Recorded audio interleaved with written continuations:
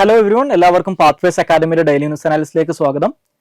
ഇന്ന് നമ്മൾ ഡിസ്കസ് ചെയ്യുന്ന topics Pilatus PC7 Mark II, PM Krishi Sinchayee Yojana, Gajraj Suraksha, increasing cyber crimes, places in news ആയിട്ട് Mount Marapi. അപ്പോൾ അതിൽ ആദ്യം ഡിസ്കസ് ചെയ്യാൻ പോകുന്നത് പിലാറ്റസ് PC7 Mark II കുറിച്ചാണ്.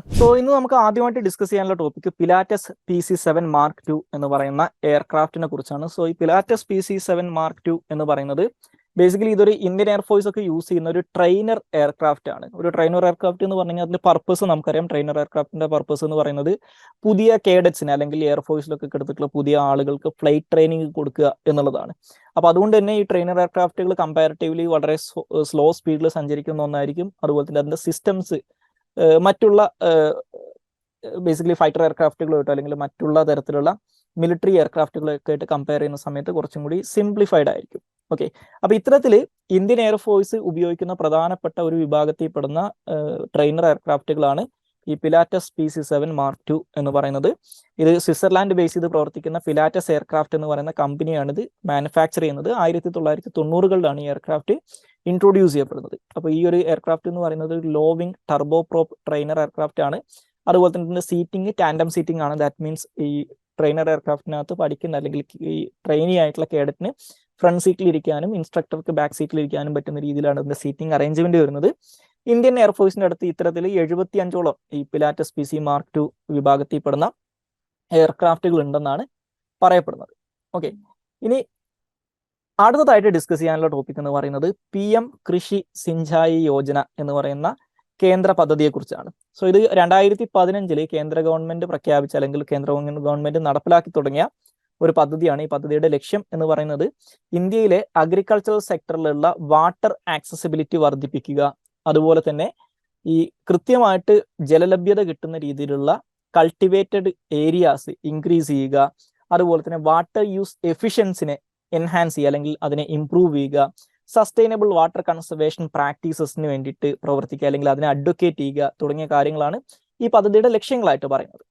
നേരത്തെ സൂചിപ്പിച്ചതുപോലെ ഇത് കേന്ദ്ര ഗവൺമെന്റ് ആരംഭിച്ചൊരു പദ്ധതിയാണ്. ഇതൊരു സെൻട്രലി സ്പോൺസേർഡ് സ്കീമാണ്. ഇത് കോർ സ്കീം ആയതുകൊണ്ട് തന്നെ ഇതിന്റെ സെൻട്രൽ സ്റ്റേറ്റ് ഷെയറിംഗ് എന്ന് പറയുന്നത് ഈ പദ്ധതിയുടെ 75% എക്സ്പെൻഡിച്ചർ സെൻട്രൽ ഷെയറും 25% സ്റ്റേറ്റിന്റെ ഷെയറുമായിട്ടാണ് വരുന്നത്. ഈ പദ്ധതിയുടെ നോഡൽ ഏജൻസി അല്ലെങ്കിൽ ഈ പദ്ധതി വരുന്നത് union ministry of agriculture and farmers വെൽഫെയറിന്റെ കീഴിലാണ് ഈ പദ്ധതി വരുന്നത്. ഇനി ഈ പദ്ധതിക്ക് അകത്ത് 2 പ്രധാനപ്പെട്ട കോമ്പോണൻസ് ആണ് ഉള്ളത്. ഒന്ന് ഒരു ഹർക്കേത് കോ പാനി എന്ന് പറയുന്ന കോമ്പോണന്റും അതുപോലെ തന്നെ വാട്ടർ ഷെഡ് ഡെവലപ്മെന്റ് എന്ന് പറയുന്ന ഒരു കോമ്പോണന്റുമാണ് ഈ പദ്ധതിയുടെ പ്രധാനപ്പെട്ട 2 കോമ്പോണൻസ് ആയിട്ട് വരുന്നത്.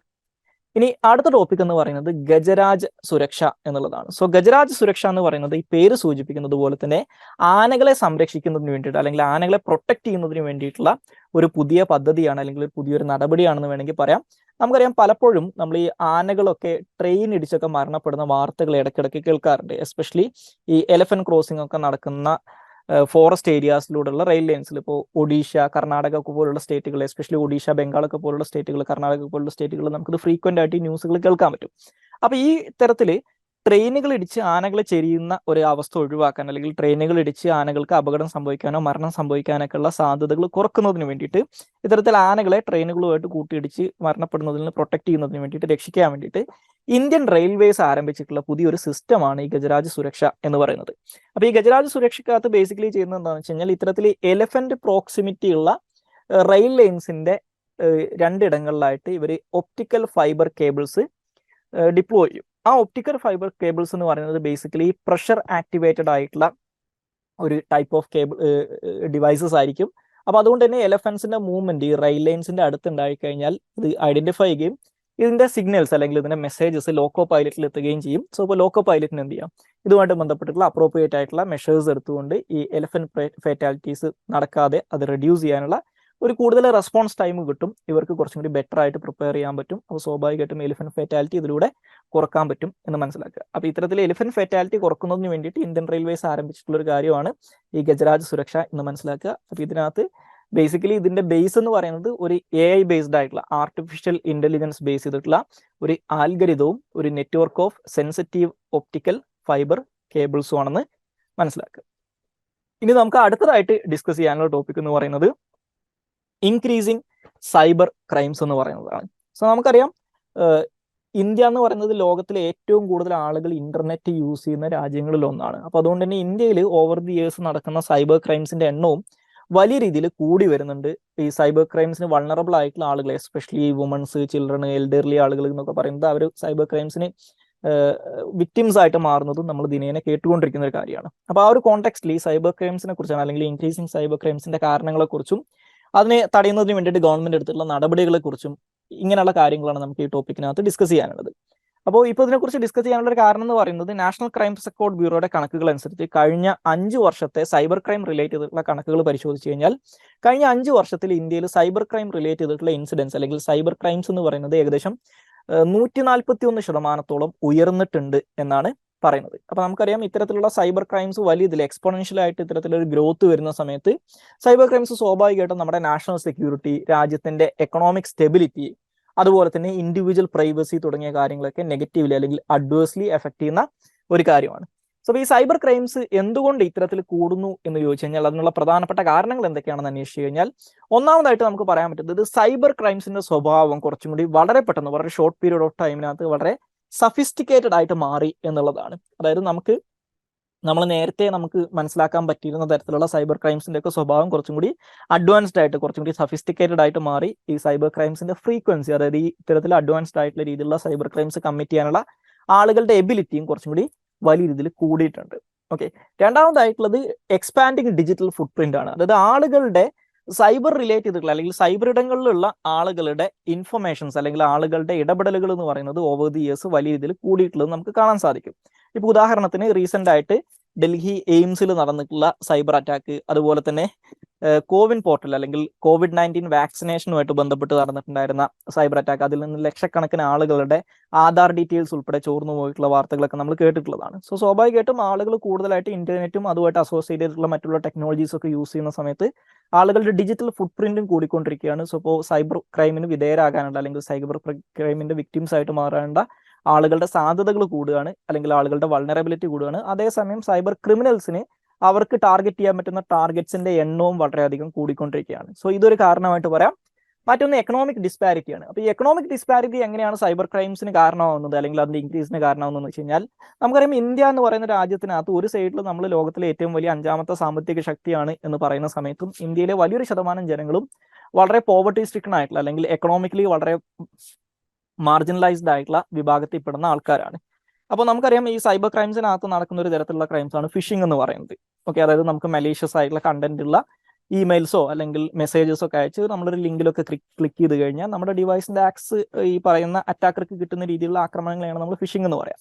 അപ്പോൾ ഈ ഫിഷിങ്ങിന് സാധാരണഗതിയിൽ ആളുകൾ യൂസ് ചെയ്യുന്ന മെത്തേഡ്സിൽ ഒന്നാണ് ഇപ്പോൾ നമുക്ക് എന്തെങ്കിലും തരത്തിലുള്ള ലോട്ടറിയോ അല്ലെങ്കിൽ സമ്മാനങ്ങളൊക്കെ അടിച്ചിട്ടുണ്ടെന്ന് പറഞ്ഞിട്ടുള്ള ഒരു മെസ്സേജ് അയക്കും. അപ്പോൾ അത് കാണുന്ന ആൾക്കാർ മേ ബി അതിൽ ക്ലിക്ക് ചെയ്യാനുള്ള സാധ്യതകൾ കൂടുതലാണ്. അപ്പോൾ ഇത് കാണുന്ന ഒരാൾ സാമ്പത്തികമായിട്ട് പിന്നോക്കാവസ്ഥയിൽ നിൽക്കുന്ന ഒരാളാണെങ്കിൽ അയാൾ ലെസ് എഡ്യൂക്കേറ്റഡ് ആണെങ്കിൽ ഈ സൈബർ സെക്യൂരിറ്റിയെ കുറിച്ചിട്ടുള്ള അവയർനെസ് കമ്പാരിറ്റീവ്ലി കുറവാകാനുള്ള സാധ്യത കൂടുതലാണ്. അപ്പോൾ അങ്ങനെയുള്ള ഒരാളും കൂടി ആണെങ്കിൽ അവർ ഇതിനകത്ത് ക്ലിക്ക് ചെയ്യാനുള്ള സാധ്യതകൾ വളരെ കൂടുതലാണ്. സോ അവർ ഇതിനകത്ത് കൂടുതൽ വൾണറബിൾ ആവും. സോ അപ്പോൾ അങ്ങനെയുള്ള ആളുകളെ ടാർഗറ്റ് ചെയ്യാൻ കുറച്ചും കൂടി ഈസിയാണ്. അപ്പോൾ ഈ എക്കണോമിക് ഡിസ്പാരിറ്റീസ് ഇതിന്റെ ഒരു ആസ്പെക്ട് ആണെന്ന് മനസ്സിലാക്കുക.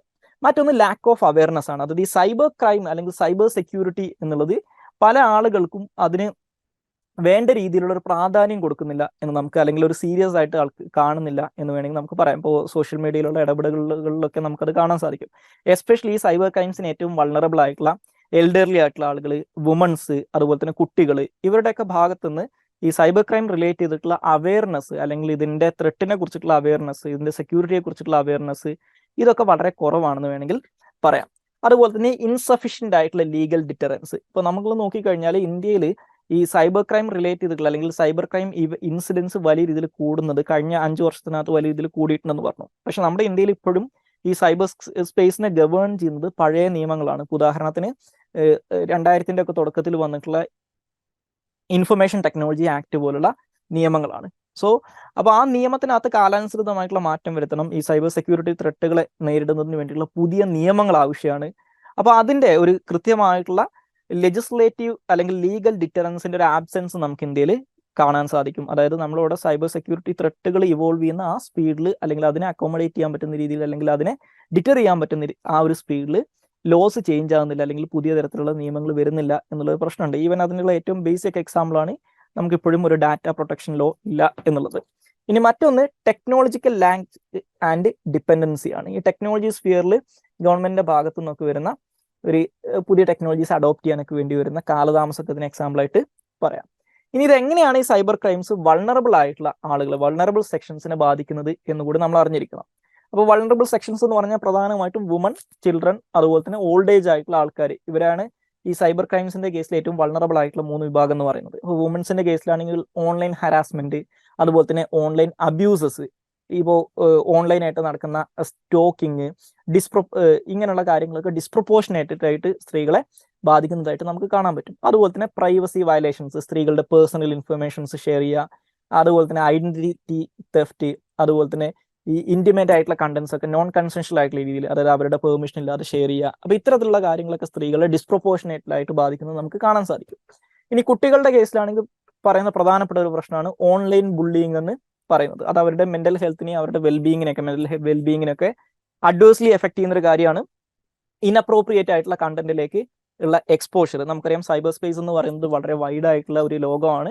അവിടെ നമുക്ക് ആവശ്യത്തിനുള്ള കാര്യങ്ങളും ഉണ്ടാകും, അതുപോലെ തന്നെ ഇത്തരത്തിൽ ഒരു കുട്ടി കാണാൻ പാടില്ലാത്ത അല്ലെങ്കിൽ ഇൻഅപ്രോപ്രിയേറ്റ് ആയിട്ടുള്ള കാര്യങ്ങളും ഉണ്ടാകും. അപ്പൊ നമ്മൾ ഈ പാരന്റൽ കൺട്രോൾ പോലുള്ള കാര്യങ്ങളൊക്കെ ഈ മൊബൈൽ ഡിവൈസസിലും ഈ പറയുന്ന കമ്പ്യൂട്ടർ ഡിവൈസസിലൊക്കെ പറയുമെങ്കിലും അത് എത്രത്തോളം എഫിഷ്യന്റ് ആണെന്നുള്ളത് വലിയൊരു ചോദ്യമാണ്, അല്ലെങ്കിൽ അതിനെക്കുറിച്ച് എത്രത്തോളം ആളുകൾ അവെയർ ആണ് എന്നുള്ളൊരു ചോദ്യമാണ്. അപ്പോൾ ഈ ഇൻഅപ്രോപ്രിയേറ്റ് ആയിട്ടുള്ള ഹാംഫുൾ ആയിട്ടുള്ള കണ്ടന്റിലേക്ക് അവർ കൂടുതൽ എക്സ്പോസ്ഡ് ആവുന്നു എന്നുള്ളത് അവരുടെ സേഫ്റ്റിനെയും അവരുടെ ബിഹേവിയറിനെയും ക്യാരക്ടർ ഡെവലപ്മെന്റിനെയൊക്കെ അഡ്വേഴ്സ്ലി എഫക്ട് ചെയ്യുന്ന ഒരു കാര്യമാണ്. ഇനി അതുപോലെ തന്നെ എൽഡർലി ആയിട്ടുള്ള ആളുകൾ, അതായത് എൽഡർലി ആയിട്ടുള്ള ആളുകൾക്ക് അവർക്ക് സ്വന്തം ഡിസിഷൻ മേക്കിംഗ് കപ്പാസിറ്റിയും കാര്യങ്ങളൊക്കെ ഉണ്ടെങ്കിലും ഈ ഒരു ടെക്നോളജിക്കകത്ത് വന്നിട്ടുള്ള മാറ്റങ്ങളിലൊക്കെ ഉള്ള അവർക്കുണ്ടാകുന്ന അവബോധം എന്ന് പറയുന്നത് പലപ്പോഴും കുറവായിരിക്കും. അപ്പൊ അതുകൊണ്ട് തന്നെ ഈ ഫിഷിംഗ് സ്കാംസ്, ഫിനാൻഷ്യൽ എക്സ്പ്ലോയിറ്റേഷൻ, ഇങ്ങനെയുള്ള കാര്യങ്ങളൊക്കെ കൂടുതൽ വന്ന് പെട്ടുപോകാനുള്ള സാധ്യത ഈ എൽഡർലി പോപ്പുലേഷൻ ആണ്. ഇനി ഇതുമായിട്ട് ബന്ധപ്പെട്ട് ഗവൺമെന്റ് ഈ സൈബർ സെക്യൂരിറ്റി റിലേറ്റ് ചെയ്തിട്ടുള്ള ഈ സൈബർ ക്രൈംസ് കുറക്കുന്നതിന് വേണ്ടിയിട്ട് ഗവൺമെന്റിന്റെ ഇനീഷ്യേറ്റീവ്സ് എന്തൊക്കെയാണെന്ന് വെച്ച് കഴിഞ്ഞാൽ, ഒന്ന് നാഷണൽ സൈബർ സെക്യൂരിറ്റി പോളിസി അല്ലെങ്കിൽ NCSP എന്ന് പറയുന്നതാണ്. സോ ഇത് ബേസിക്കലി നമ്മുടെ ഇന്ത്യയിൽ ഒരു സെക്യൂർ ആയിട്ടുള്ള സൈബർ എക്കോസിസ്റ്റം ക്രിയേറ്റ് ചെയ്യാനും ഈ സൈബർ ത്രെട്ടുകൾ എന്ന് പറയുന്ന ഇഷ്യൂസിനെ അഡ്രസ് ചെയ്യാൻ വേണ്ടിയിട്ട് അതിനെ എഫക്റ്റീവായിട്ട് റെസ്പോണ്ട് ചെയ്യാനുള്ള കപ്പാസിറ്റീസ് ബിൽഡ് ചെയ്യുന്നതിന് വേണ്ടിയിട്ടുള്ള ഒരു കാര്യമാണ് നാഷണൽ സൈബർ സെക്യൂരിറ്റി പോളിസി എന്ന് പറയുന്നത്.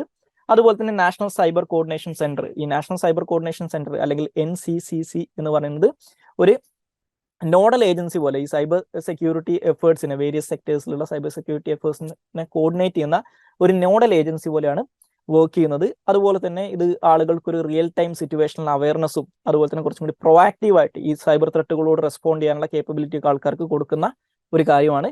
അതുപോലെ തന്നെ I4C അല്ലെങ്കിൽ Indian cyber crime coordination centre എന്ന് പറയുന്നത് ഇത്തരത്തിലുള്ള മറ്റൊരു ഗവൺമെന്റ് ഇനീഷ്യേറ്റീവ് ആണ്. സോ ബേസിക്കലി സൈബർ ക്രൈമിനെ കോമ്പാറ്റ് ചെയ്യുക, അതുപോലെ തന്നെ രാജ്യത്തിന്റെ സൈബർ സെക്യൂരിറ്റിനെ എൻഹാൻസ് ചെയ്യുക തുടങ്ങിയ കാര്യങ്ങളൊക്കെ ചെയ്യുന്നത്, അല്ലെങ്കിൽ തുടങ്ങിയ ലക്ഷ്യങ്ങളൊക്കെ വെച്ചിട്ടാണ് Indian cyber crime coordination centre ആരംഭിച്ചിട്ടുള്ളത്. സോ ബേസിക്കലി ഈ cyber crime prevention, investigation, prosecution എന്നീ കാര്യങ്ങളിലൊക്കെ ഒരു സെൻട്രൽ ഏജൻസി ആയിട്ട്, എസ്പെഷ്യലി ഇതിനുള്ള എഫേർട്സിനെ കോർഡിനേറ്റ് ചെയ്യുന്ന ഒരു ഏജൻസി ആയിട്ട് പ്രവർത്തിക്കുന്നത് ഈ I4C ആണ്. അതുപോലെ തന്നെ CERT-IN, അതായത് computer emergency response team India എന്ന് പറയുന്നത് ഈ സൈബർ സെക്യൂരിറ്റി റിലേറ്റ് ചെയ്തിട്ടുള്ള ഇന്ത്യയിലെ അപെക്സ് ഓർഗനൈസേഷൻ ആണ്, അല്ലെങ്കിൽ അതിന്റെ ഒരു ഏറ്റവും പ്രധാനപ്പെട്ട ഒരു നോഡൽ ഏജൻസി ആണെന്ന് വേണമെങ്കിൽ പറയാം.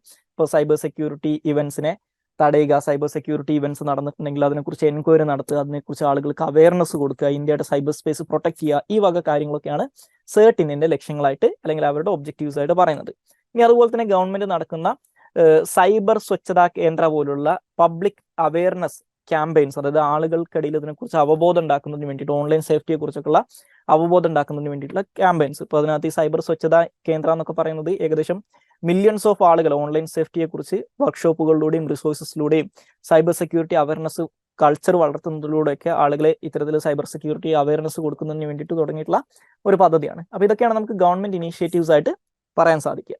ഇനി അടുത്തത് പ്ലേസസ് ന്യൂസ് ആണ്. അത് മൗണ്ട് മറാപ്പിയാണ്. സോ മൗണ്ട് മറാപ്പി എന്ന് പറയുന്നത് ഇന്തോനേഷ്യയിലെ ജാവ ഐലൻഡിൽ ലൊക്കേറ്റ് ചെയ്തിട്ടുള്ള ഒരു നൊട്ടോറിയസ് ആയിട്ടുള്ള, ഇടയ്ക്കിടയ്ക്ക് എക്സ്പ്ലോഡ് ചെയ്യുന്ന ഒരു ആക്റ്റീവ് ആയിട്ടുള്ള വോൾക്കാനോ ആണ് ഈ പറയുന്ന മൗണ്ട് മറാപ്പി എന്ന് പറയുന്നത്. അതുകൊണ്ട് തന്നെ ജാവനീസ് ലാംഗ്വേജിൽ, അവിടുത്തെ ലോക്കൽ ലാംഗ്വേജിൽ മൗണ്ടെയിൻ ഓഫ് ഫയർ എന്നാണ് ഇത് അറിയപ്പെടുന്നത്. സോ ലോകത്തിലെ ഏറ്റവും ആക്റ്റീവ് ആയിട്ടുള്ള ഏറ്റവും ഡേഞ്ചറസ് ആയിട്ടുള്ള വോൾക്കാനോസിൽ ഒന്നായിട്ട് ക്ലാസിഫൈ ചെയ്യപ്പെടുന്നതാണ് ഈ മൗണ്ട് മൊറാപ്പി എന്ന് പറയുന്നത്. ഇത് 2010 വലിയ ഇതിലൊരു എറപ്ഷൻ വന്നിട്ടുണ്ടായിരുന്നു, വലിയ ഇതിൽ പൊട്ടിത്തെറിച്ചിട്ടുണ്ടായിരുന്നു. അന്ന് ഏകദേശം 350ഓളം ആളുകൾ അതിൽ കൊല്ലപ്പെടുകയും ചെയ്തിട്ടുണ്ടായിരുന്നു. അതുപോലെ തന്നെ പലപ്പോഴും ഈ ഏരിയയിൽ സുനാമിക്കൊക്കെ കാരണമാവുന്ന തരത്തിലുള്ള പൊട്ടിത്തെറികളൊക്കെ ഈ മൗണ്ട് മൊറാപ്പിയിൽ ചില സമയത്ത് ഉണ്ടായിട്ടുണ്ട്. ഇനി അതുപോലെ തന്നെ ശ്രദ്ധിക്കേണ്ട ഒരു കാര്യം, ഈ ഇന്തോനേഷ്യയുടെ പല ഭാഗങ്ങളും നമ്മുടെ പസഫിക് ഓഷനിലുള്ള റിംഗ് ഓഫ് ഫയറിൽ പെടുന്ന പ്രദേശങ്ങളാണ്. അതുകൊണ്ട് തന്നെ അവിടെ ഇത്തരത്തിലുള്ള ആക്ടിവിറ്റീസിനുള്ള അല്ലെങ്കിൽ ഇത്തരത്തിലുള്ള ഇവന്റ്സിനുള്ള സാധ്യതകൾ ജിയോഗ്രഫിക്കലി നോക്കിക്കഴിഞ്ഞാൽ കൂടുതലാണെന്നും മനസ്സിലാക്കുക. സോ ഇത്രയും കാര്യങ്ങളാണ് ഇന്നത്തെ ഡെയിലി ന്യൂസ് അനാലിസിനകത്ത് ഡിസ്കസ് ചെയ്യാനുള്ളത്. Thank you all.